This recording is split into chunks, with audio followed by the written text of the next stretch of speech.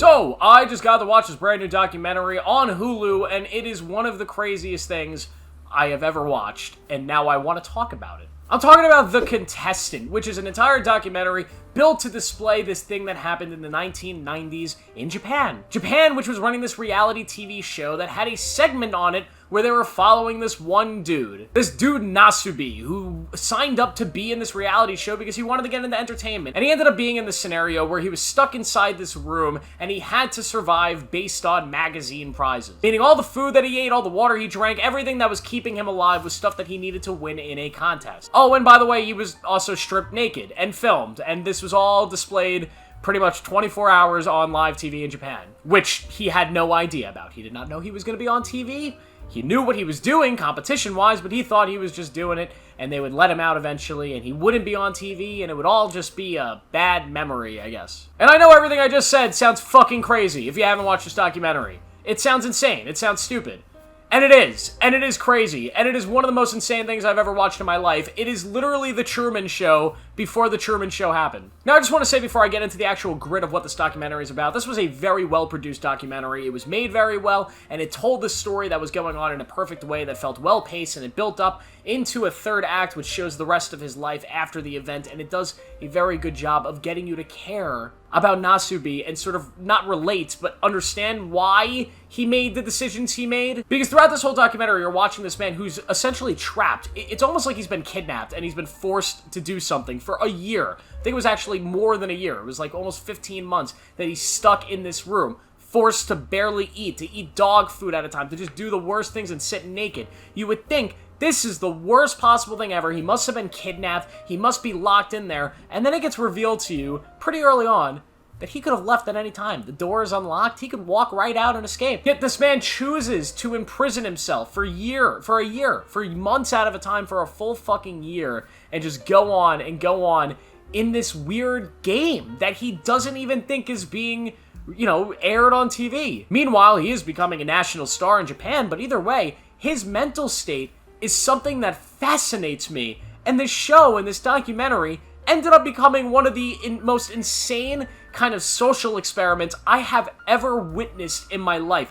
I have such a fascination with this documentary from a human perspective, from a human mental study, that it's hard to explain my feelings on this. Because this man went through something so traumatic and so terrible, and the people that were doing this show were essentially kidnapping him and doing something terrible to him. But at the same time, the locks, the jail cell, the kidnapping was all a mental barrier. This was just kind of nothing that they turned into something. This guy mentally told himself, I cannot leave. He told himself, I am trapped here, when he could have left, and he stayed there for a year. He talked to nobody, no social interaction. He barely ate. Throughout this documentary, you see this dude, and he looks like he hasn't eaten in months. It's sick. And he's broken down to this hard level of existence. It's just so terrible. And there's a part in the show when he finally reaches his goal, and they come tell him, hey, you reached your goal. Let's go party in Korea. And they go, and they're hanging out in Korea, and they're riding roller coasters, and then they blindfold him, and he wakes up in a new room, and they go, guess what? We're going to do the same thing,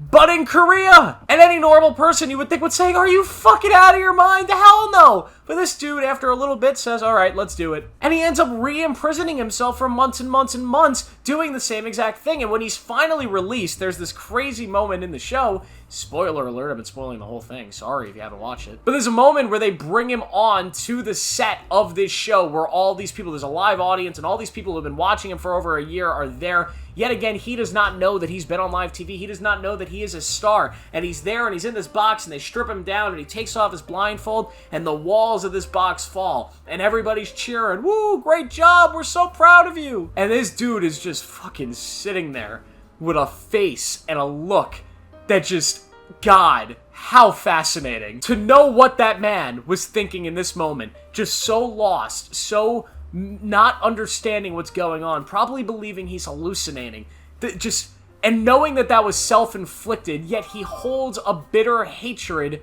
for the situation that he was put in by the producers, by everything else, because he had felt he was being imprisoned, but it was his own prison, and he's sitting there viewing all these people that love him, that have been watching him, that he doesn't even know were watching him and loving him. And there's this moment where you realize, wow, he had been used, broken down, torn apart, laughed at all of these terrible things for the amusement of a bunch of people. What an interesting fucking concept. Somehow in this situation that Nasubi was in, that the producers put him in, somehow in this terrible, terrible thing that he experienced, kind of self-experienced, in this whole survival thing, being trapped for everybody's entertainment, they created one of the most subtextually rich things ever. There is so much subtext in this story, in this reality. There is so much to be studied that the fact that I had never heard of this, the fact that this isn't something that's huger and not talked about more as like an example of like, don't treat that person like that, because look at Nasubi in Japan, look at what they did to him. Just absolutely insane. Of course, the second half of this documentary where you see Nasubi, he's climbing Mount Everest, you see how it relates to different tragic events that happened in Japan, you see the type of human being he is just the best human being, which is what made the show so entertaining, is he was so much fun. He did a little dance, he jumped around, there was a level of excitement every time he would get a new prize, he would get a new thing of food, something would taste good, it would just be so much excitement, and he was so happy, at least appeared happy, and that's why people fell in love with him, and why you, the viewer watching the documentary, will fall in love with him, and will absolutely love what he does at the end of this movie, because it is absolutely beautiful, and it really makes you love the human being that is Nasubi, even if you feel like he's kind of dumb. Because there's a lot of complaining in this movie. There's a lot of complaining about what happened and how it could have been stopped. He could have walked right out the door. And understanding why he never walked outside that door. He never just left. He didn't just give it up, walk away, and stop participating in this show. He didn't walk away and stop giving his life for this stupid gimmick.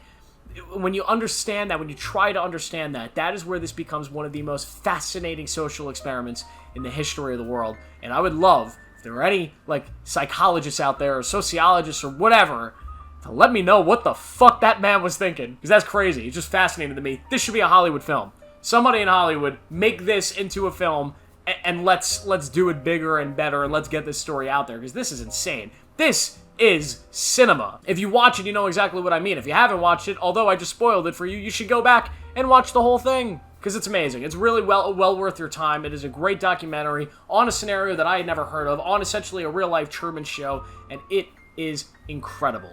I give The Contestant a 5 out of 5. Thank you guys for watching. Make sure to subscribe, turn on notifications. Make sure to click on the video on the screen right now. I'll see you guys in the next one.